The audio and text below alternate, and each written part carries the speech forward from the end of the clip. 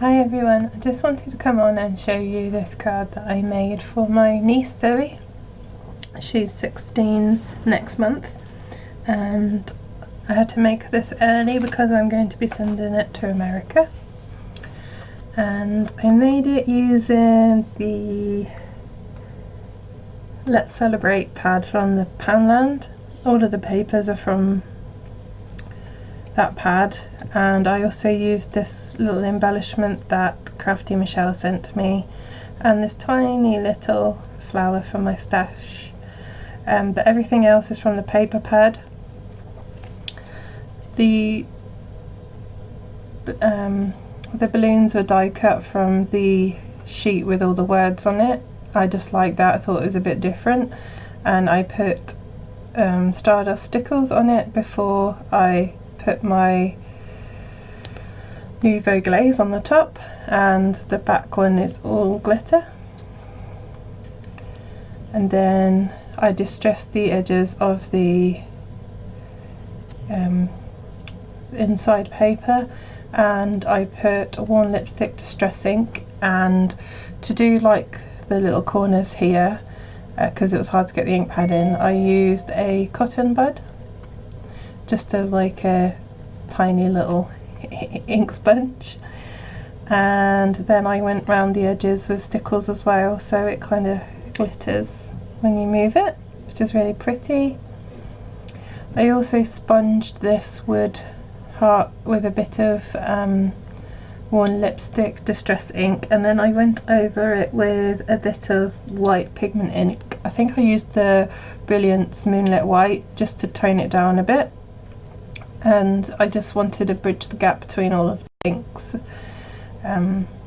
because it was next to this one. I wanted it to be a similar tone.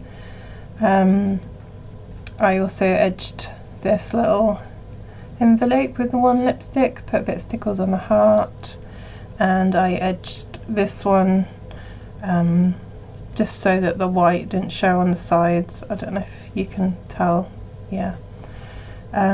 There's a bit of foam behind that. This is just some baker's twine, and the foam was just making this even because it's sitting on top of the knot for the baker's twine to tie the bows.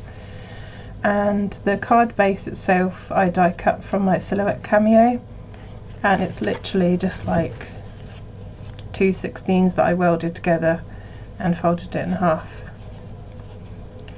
And there's also stickles in the little words. And my trick to getting it really neatly in that area, my secret weapon, is a little pin.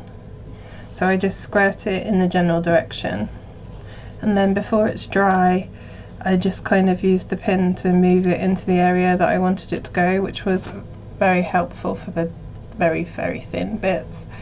And you can also use it to scrape off any after it's dried, as long as you're gentle. It works with paper as well. You just have to be careful that you don't put too much glue down that you actually move the paper and damage the surface of the paper. So that's the card I made for my niece. 50 awesome points to everybody who got this far in the video. Don't forget to like and subscribe and hit that notification bell so you can find out when I release new videos, and there are a couple of videos here for your delectation if you so desire.